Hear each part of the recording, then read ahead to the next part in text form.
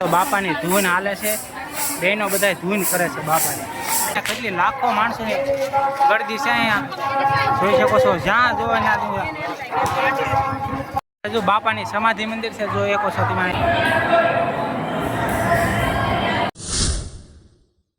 જય શ્રી રામ ને જય બાપા સીતારામ. બધાને કેમ છો? મજામાં થશો તો ફરીથી સ્વાગત છે તમારો એક નવા વ્લોગમાં. તો મસ્ત મજાનો વ્લોગ શરૂ કરી દીધો છે અને આજે છે ગુરુ પૂનમ. તો આપણે જવાનું છે બગદાણા બાબા સીતારામના દર્શન કરવા. તો કન્ટિન્યુ તમને પણ દર્શન કરાવશું. અને જો હું ને અપ્પુભાઈ જઈએ છીએ. અપ્પુભાઈ જોઈને પણ ગાડી કાઢે છે ને આ બધા જો. એ દીદી બેન, તમારે આવવું છે? હા, રામ રામ. બોલું, તારે આવવું છે બેટા? કોનાલભાઈ કેમ છે? બાપા સીતારામ કહી દો. બાપા સીતારામ. હા, તારે આવું છે? ચાલો તો અમે જઈએ કે કા હું લાવવાનું છે તમારે?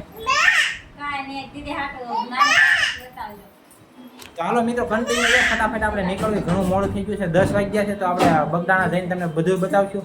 તો બ્લોગમાં કન્ટિન્યુ બિના રહીજો. અને હવે અમે નીકળવું. ફાઇનલી મિત્રો આપણે પહોંચી ગયા છીએ બગદાણા અને આપણે ગાડી પાર્ક કરીને આવી ગયા છીએ. અહીં જો કેટલી લાંબી લાઈન છે અહીં જો.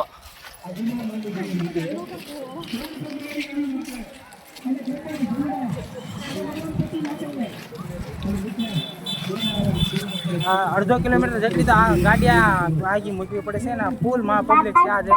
કન્ટિન્યુ આપણે મંદિરે પૂજીને તમને દર્શન કરાવીશું. સીતારામ બધાને તો આપણે પૂજી રહ્યા છીએ બગદાણા. જોઈ શકો છો સામે મંદિર છે અને કેટલી લાખો માણસોની ગળદી છે અહીંયા, જોઈ શકો છો. જ્યાં જોવો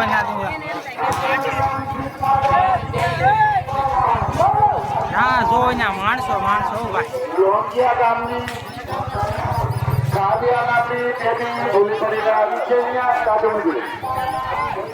તેના પપ્પાનું નામ છે ધનસુખભાઈ. જોઈ શકો છો મિત્રો, જ્યાં જોવો ત્યાં માણસો ભાઈ. બાપા સીતારામ કોમેન્ટમાં લખવાનું ભૂલતા નહીં.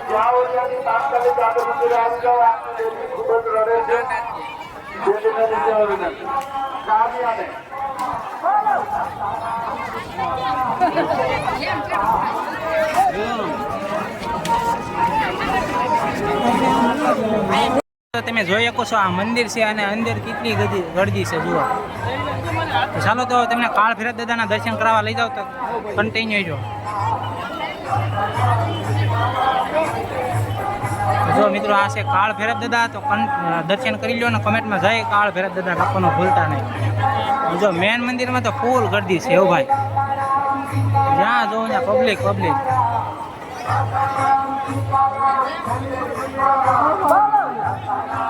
જો બાપાની સમાધિ મંદિર છે, જો એક વખત તો અહીંથી આગળથી દર્શન કરાવીએ. કેમ કે પડખે દર્શન કરવાની ઓલી નથી પરમિશન. તો આગળથી દર્શન કરી લો અને કોમેન્ટમાં જય બાપા સીતારામ લખી નાખજો.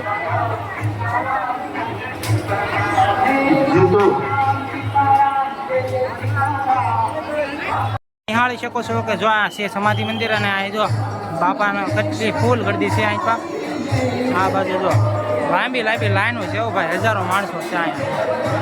જો કન્ટિન્યુ તમને દર્શન કરાવું.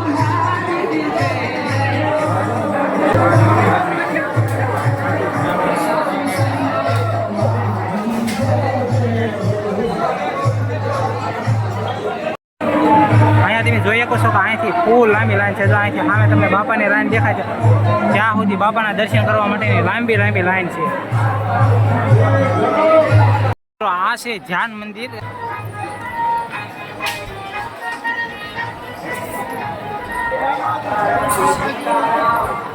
તમે લાઈવ નિહાળી શકો છો કે જોઈ શકો છો બાપાના દર્શન કરવા માટે કેટલા બધા ભક્તો આવી ગયા છે. અને આપણે ઉપર જવાનું છે મંદિરે દર્શન કરવા. જો અહીંયા શૂટની અલાવ હોય છે તો આપણે દર્શન કરાવશું, નકર અમે પણ દર્શન કરી આવી. તો કોમેન્ટમાં જય બાપા સીતારામ લખવાનું ભૂલતા નહીં. જોઈ શકો છો જ્યાં જો અહીંયા બાપાના ભક્તો છે અહીંયા.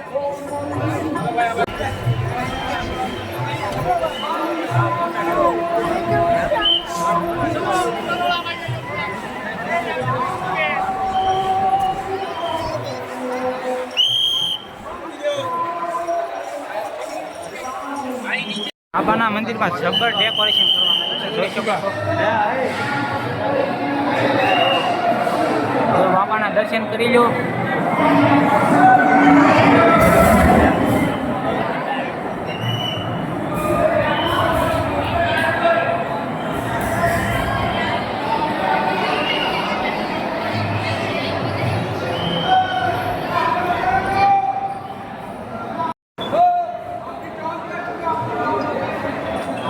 દર્શનની ફૂલ લાંબી લાઈન છે. જોઈએ કહું તો બાપાના દર્શન તેમના કરાવી દીધા છે.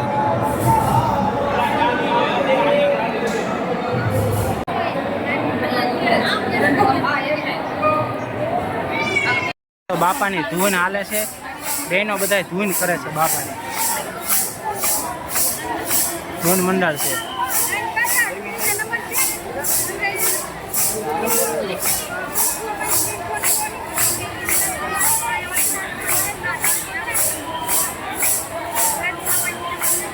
દર્શન કરીને આવી ગયા છીએ આપણે ભોજનશાળામાં. ભોજન લેવા જોઈ શકો છો સામે છે ભોજનશાળા.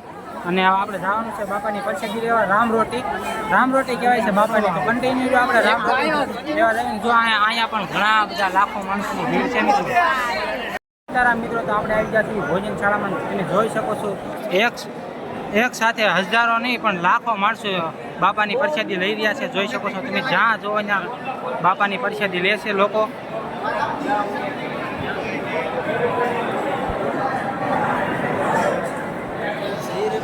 જુઓ તો ગુરુ પૂનમ છે એટલે આ લાખો લોકોની સંખ્યામાં એક સાથે માણસો બાપાની પ્રસાદી લઈ રહ્યા છે.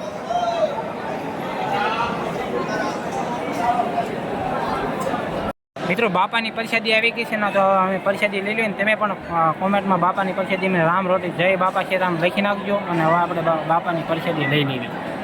બાપા સીતારામ મિત્રો, તો આપણે બાપાની પ્રસાદી લઈને આવી જતી અને તમને પૂરેપૂરો વ્લોગ બતાવ્યો છે. તો આજના વ્લોગને અહીંયા પૂરો કરીશું. જો વ્લોગમાં મજા આવી તો બાપા સીતારામ કમેન્ટ કરી દેજો. અને નવા હોય તો ચેનલને સબસ્ક્રાઈબ કરવાનું ભૂલતા નહીં. તો મળશું એક નવા વ્લોગમાં. ત્યાં સુધી બધાને જય શ્રી રામ ને બાય બાય. અને જય બાપા સીતારામ કમેન્ટમાં લખવાનું ભૂલતા નહીં.